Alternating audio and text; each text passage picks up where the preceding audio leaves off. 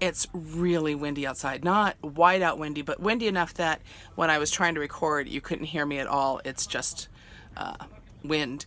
And plus, there's construction going on across the street that way. I have no idea if you could see that. So today is Monday, and I will be heading into work in the next hour and a half. And I want to tell you guys a story about something that happened yesterday that was just amazing for me. Absolutely amazing. I went out to the temple. I wanted to go see Dylan and see what was going on. And so after I did the tour of the temple, this person came up to me and said, "What would it take for you and I to be civil to each other?" Here's the backstory. This person and I, 6 years ago, got into a huge fight. A huge fight. And I said some things that were just shitty to him. He said some things to me that were just shitty to me. And I didn't date this person.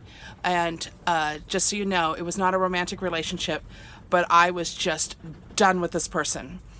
And he said to me, "I'm ready to apologize. I was a monster to you. I did some things that I'm not proud of. And I want to say to you from my heart, I am sorry. I am sorry for everything I did, everything I said." He said, "I saw your video of when you placed the temple and I thought, fuck her. What the hell is she doing with my temple placing it?" And he said, "When I felt that anger, I realized I got to deal with this." He said, "So I made the decision that if I saw you, I would say, let's talk."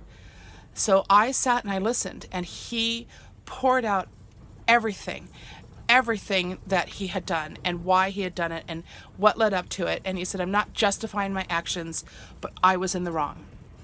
And I was blown away, and I felt so blessed, so amazingly blessed that at the temple, I got to say to him, "Forgive me. Forgive me for how I treated you, and forgive me for how I've treated you this past 6 years."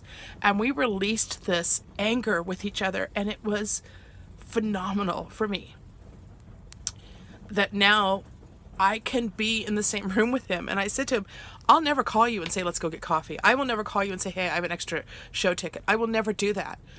But now we can be in the same room." And he said, "Truthfully, there's been projects where I wanted to work on them, and then I saw that you were on that project. It's like, no, fucker. I'm not going to do this."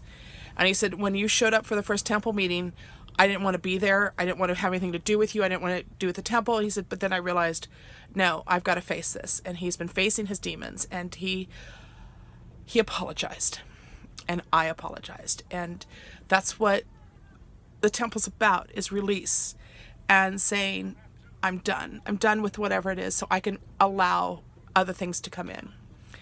So that happened for me yesterday. And I always say Burning Man has life-changing moments.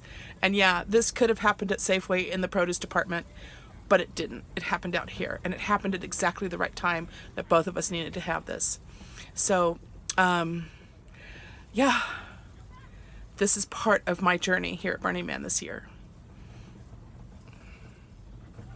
Did I mention lately that I'm at Burning Man?